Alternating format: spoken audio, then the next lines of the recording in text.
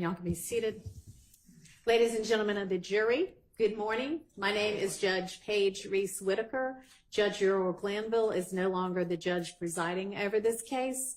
I will be the presiding judge in this case moving forward, and you are not to concern yourselves with this change. Let me remind you, as I assume the presiding duties in this case, that none of my decisions and nothing that I say during the trial is evidence, just like none of Judge Glanville's decisions and nothing Judge Glanville said during the trial is evidence. The decisions and remarks of a judge do not mean that the judge favors or leans to one side or another in this case. The court is only interested in seeing that this case is tried fairly, based on the laws and the Constitution of the state of Georgia and the Constitution of the United States. You are to disregard any comments that may have been made by Judge Glanville that may have been disparaging of any of the lawyers in this case.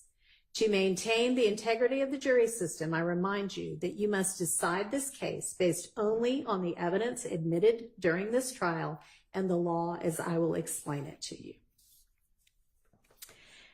Now, I know that you have been on a bit of a break, but prior to that break, witness Kenneth Copeland was testifying.